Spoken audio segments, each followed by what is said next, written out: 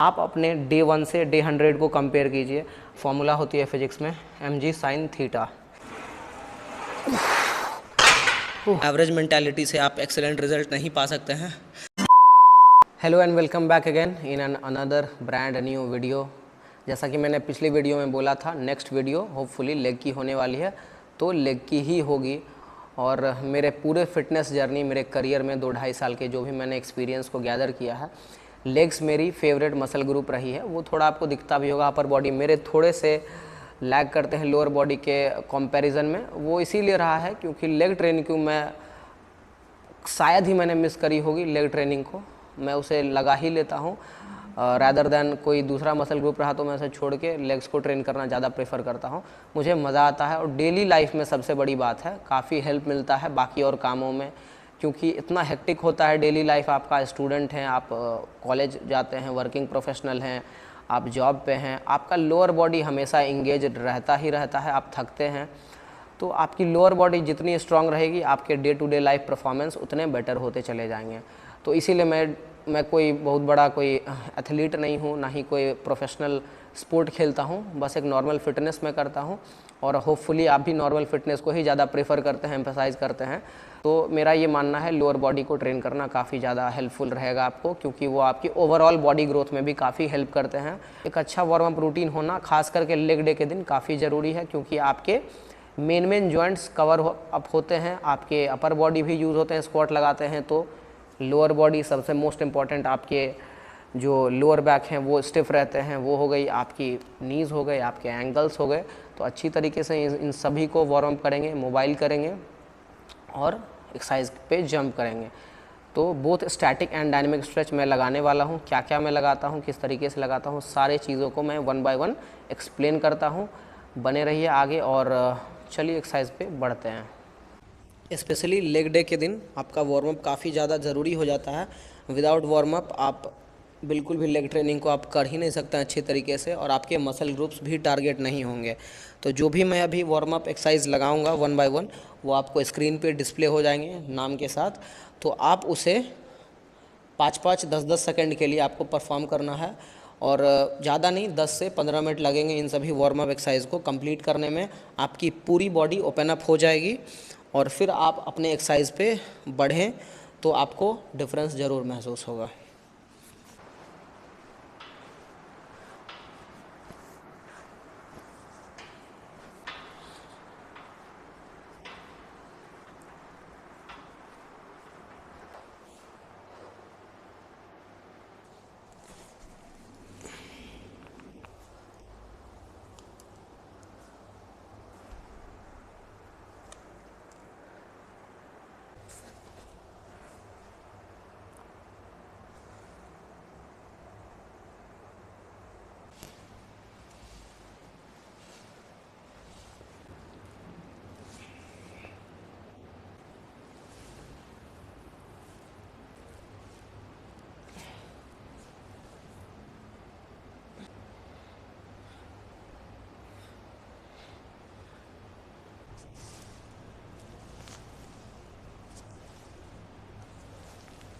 Machine पर perform करने वाले हैं स्क्वाट, स्टेबिलिटी और टारगेट मसल का रेशियो बहुत अच्छा है as compare to free barbell squats. तो मैं इससे ही लगाता हूँ 2 to 3 वार्म अप सेट। उसके बाद हम लोग मेजर सेट पे बढ़ेंगे।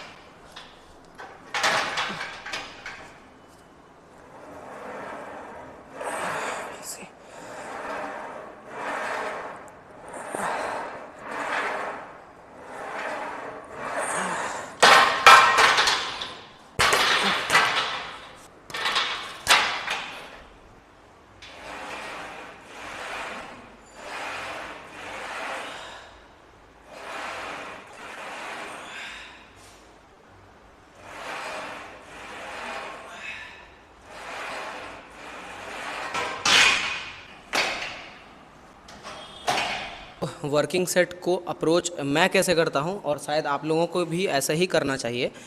तो आपके जो भी वार्म अप सेट हैं 2 to 3, वो आपके 30 to 60% 1 रेप मैक्स के होने चाहिए। और जो आपके मेजर वर्किंग 3 सेट होंगे, क्योंकि हाइपरट्रॉफी आप प्रोग्राम फॉलो करते हैं, मोस्ट प्रोबेबली अगर पावर लिफ्टिंग करते हैं तो अलग बात है। अगर हाइपरट्रोफी नॉर्मल फिटनेस करते हैं तो ओवरऑल 3 वर्किंग सेट से 4 वर्किंग सेट होने चाहिए आपके स्क्वाट के, जहां पर आपके सारे सेट्स के लिए आप कोई एक पर्टिकुलर वेट चुनिए जिसमें आप 8 to 12 रेप रेंज के बीच में फेल कीजिए। और जैसे ही आपके चारों सेट में एक पर्टिकुलर नंबर को आप चेज़ कीजिए, मे बी वो डबल डिजिट हो सकते हैं 10, 11 और 12। अगर आपके चारों सेट्स में अगर 12, 12, 12 या 10, 10, 10 का आप टारगेट सेट करके रखे हैं, वो आप चेज़ कर लेते हैं, फॉर द नेक्स्ट सेशन आप थोड़े से वेट ऐड ऑन करते जाइए। ये प्रोग्रेस करने का एक बहुत ही अच्छा तरीका है, रैदर दैन कि हर एक सेट में आप वेट्स को बढ़ाते जा रहे हैं अपने ईगो को सेटिस्फाई करने के लिए। वो आपके लॉन्ग टर्म गोल को सेटिस्फाई नहीं करेगा, आपके शॉर्ट टर्म गोल को सेटिस्फाई करेगा। इससे बेटर है कि आप अपने मसल ग्रुप्स को फटीग करने पे ध्यान दीजिए। एट द एंड वही आपको रिजल्ट्स में तब्दील होकर दिखाएंगे।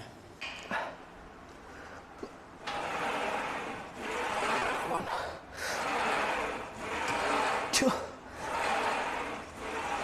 3, 4, 5, 6, 7, 8, 9, 10, 11, one more.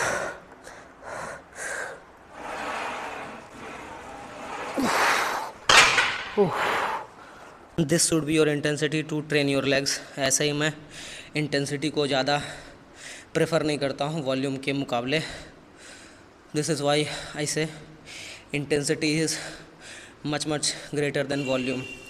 ये मेरा पहला वर्किंग सेट था। ऐसे ऐसे भी अभी 2 और वर्किंग सेट होंगे।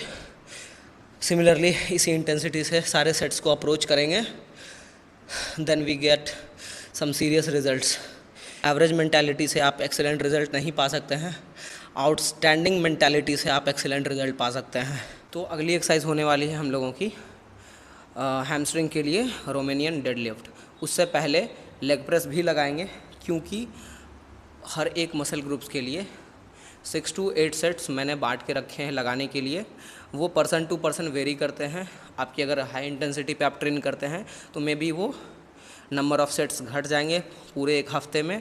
अगर आप उतने हाईली इंटेंस ट्रेन नहीं करते हैं तो आपके नंबर ऑफ़ सेट्स थोड़े आप बढ़ा सकते हैं ट्रेनिंग के। तो यहाँ पर मैंने 3 सेट्स ऑफ स्क्वाट्स लगाए हैं।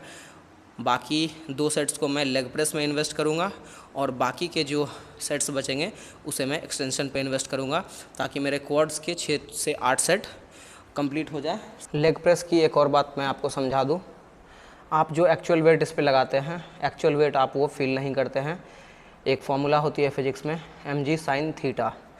तो मास इनटू ग्रेविटी और साइन के साथ जिस एंगल पे आपकी लेग प्रेस मशीन अप्लाई होती है, यूजुअली आपके 45 डिग्रीज़ होते हैं। तो आप इसे कैलकुलेट करेंगे तो आपके जो भी आप वेट लगाते हैं वो उससे कम ही आती है। तो आप उस हिसाब से ट्रेनिंग कीजिए, ना कि आप वेट चढ़ाते जा रहे हैं, अपने ईगो को सेटिस्फाई करते जा रहे हैं, तो उससे कुछ होने वाला है नहीं। एट द एंड आपके मसल्स ट्रेन होने चाहिए। आपकी मसल्स की आंखें नहीं होती है कि उसने इतना लगाया है। एक्चुअली आप अपने ईगो को सेटिस्फाई करने के लिए आप वेट को लोड करते हो और अपने जॉइंट्स को इनसिक्योर करते हो, इंजरी के प्रोन बनाते हो। तो उससे कोई फ़ायदा है नहीं। Train smartly, train wisely. आप खुद को फिट रखने के लिए ट्रेन करते हो, ना कि इंजर करने के लिए।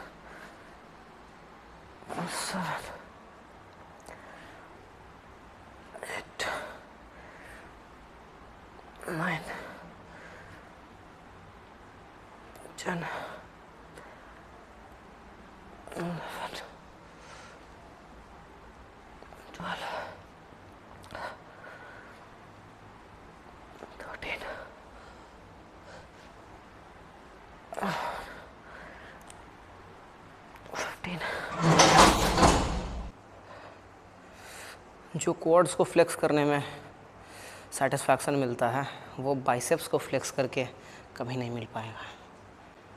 क्लास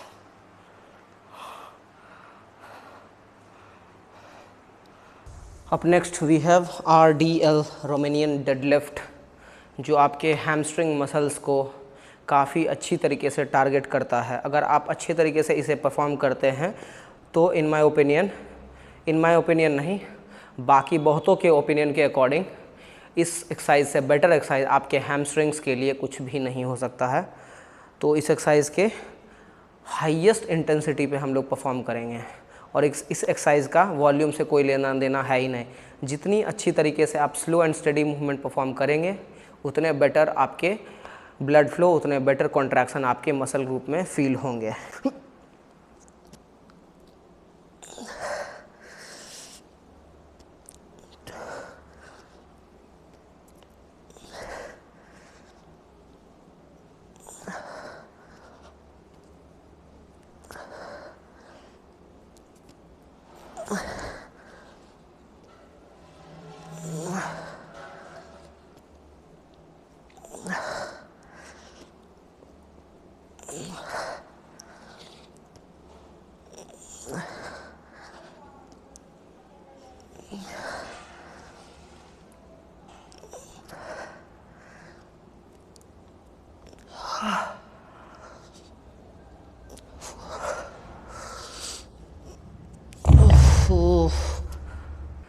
तो हैमस्ट्रिंग के लिए ये थी पहली sets, 3 sets of Romanian deadlift.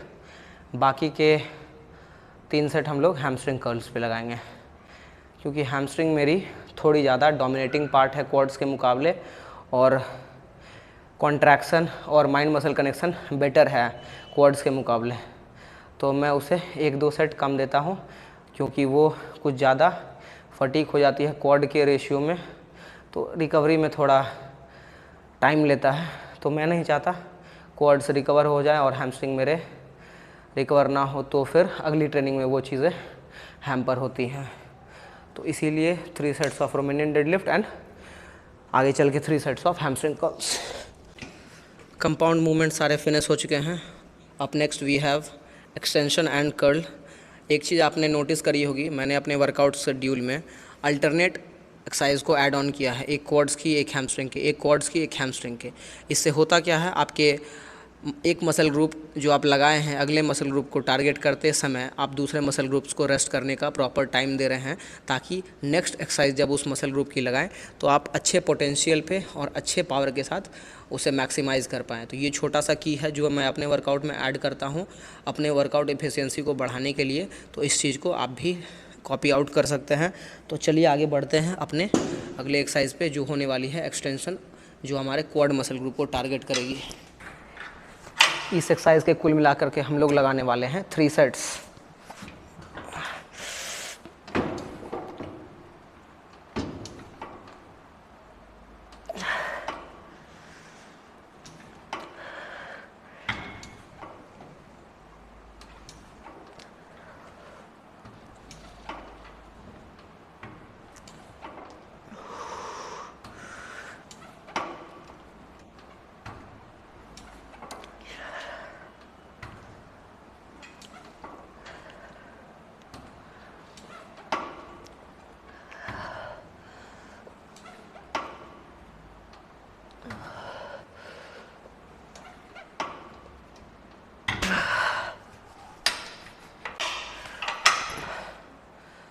तो अगली एक्सरसाइज उसी मशीन पे अटैचमेंट चेंज करके हैमस्ट्रिंग कर्ल्स के लिए, अगर आपके जिम में अलग अलग मशीन है लाइंग लेग कर्ल की और क्वाड एक्सटेंशन की तो बहुत अच्छी बात है, आप उस पर भी परफॉर्म कर सकते हैं। तो उसके 3 sets of 12 to 15 reps till failure.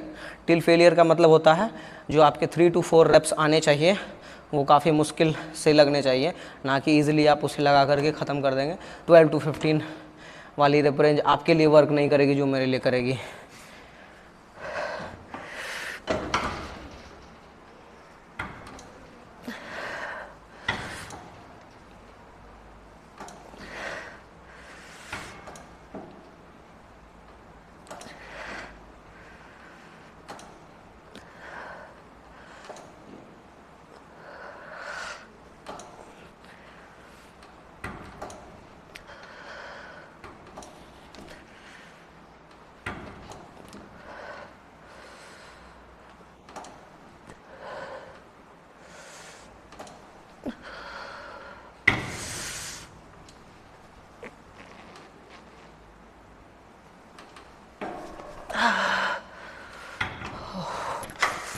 आज की छठवीं और आखिरी एक्सरसाइज काफ मसल के लिए seated calf razor's.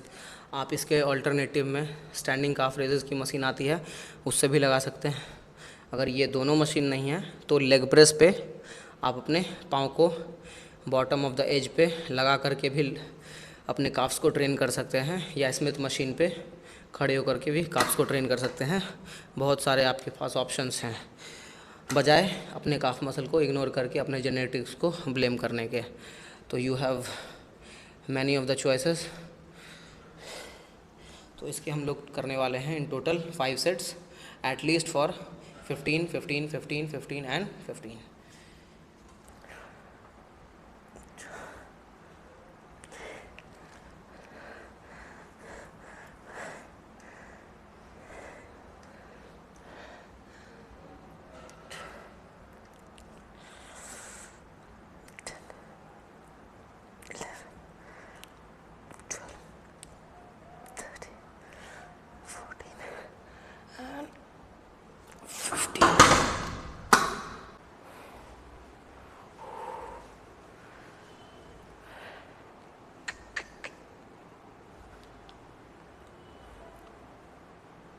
That's it for today's video. तो ये थी मेरी लेग वर्कआउट और मेरे प्रिंसिपल्स। सारे चीज़ों को मैंने अच्छे तरीके से बताने की कोशिश करी है। होपफुली आप बहुत हद तक अपने से कनेक्ट कर पाए होंगे जो भी मैंने बताया है, और जो भी मैंने गलतियाँ करी हैं या आप कर रहे होंगे और इस वीडियो से कुछ आपको सीखने को मिला होगा, तो उन चीज़ों को हटा करके आप अपने वर्कआउट शेड्यूल को करेक्ट कीजिए। करेक्ट कर कर के ही आप अपने वर्कआउट शेड्यूल को परफेक्ट बना सकते हैं। डे 1 से आप चाहिएगा कि परफेक्ट हो जाए और आप एक अच्छे एक्सरसाइज को लगा लें, चाहे जौन से भी मसल ग्रुप को आप ट्रेन कर रहे हैं, तो वो होने वाला है नहीं। डे बाय डे करते करते आपको चीज़ों को गलत और सही में डिफरेंशिएट करके ही आप आगे बढ़ पाएंगे। ये एक ऐसा फील्ड है जहाँ पर आप डे 1 से परफेक्शन को तो हासिल नहीं कर पाएंगे, साल दर साल लगते हैं। फिटनेस हो या बॉडी बिल्डिंग, दोनों ही अपने आप में एक बहुत बड़ा गोल है जिसको चेज़ करना इतना आसान नहीं है। आपके डाइट, आपकी ट्रेनिंग, आपकी रिकवरी, बहुत सारे फैक्टर्स हैं जो आपको एक particular healthy body, fit body, aesthetic body in product मिलते हैं। तो इन चीज़ों का ख्याल रखें, अपने वर्कआउट को प्रोग्राम करें और लॉजिकल वाइज, साइंस वाइज और सेल्फ बिलीव वाइज आप अपने वर्कआउट को लगाएं, ना कि दूसरों को इम्प्रेस करने के लिए, दूसरों को दिखाने के लिए हेवी लिफ्टिंग करें, ईगो लिफ्टिंग करें। एट द एंड आपको फिट रहना है, आपको अच्छा दिखना है, बाकियों को नहीं। आप देखते होंगे जिम में बाकी सारे लोगों को हेवी लिफ्टिंग करते हैं, आते हैं हाइप करके पूरे जिम के माहौल को बिगाड़ के जाते हैं। तो उनसे आपको प्रेरित नहीं होना है, खुद से आप प्रेरित होइए, दूसरे से प्रेरित होने की कोई ज़रूरत नहीं है। आप अपने डे 1 से डे 100 को कंपेयर कीजिए। आप अपने चैप्टर 1 को दूसरे के चैप्टर 20 से कंपेयर करने का भूल मत कीजिए, ये बैड स्ट्रैटेजी है। तो होपफुली इस वीडियो से काफ़ी कुछ आपको सीखने को मिला होगा और मज़ा आया होगा देख करके। मैंने भी कोशिश करी है चीज़ों को अच्छी तरीके से एक्सप्लेन करने का, थोड़ी बहुत मैं भी अपने थॉट प्रोसेस में बताने के तरीके में चेंजेस ला रहा हूँ, ताकि मैं जो जानता हूँ वो अच्छी तरीके से आप तक पहुँचा पाऊँ, raw, uncut, without any distraction. That's all. Thanks for watching. Love you all. Piece.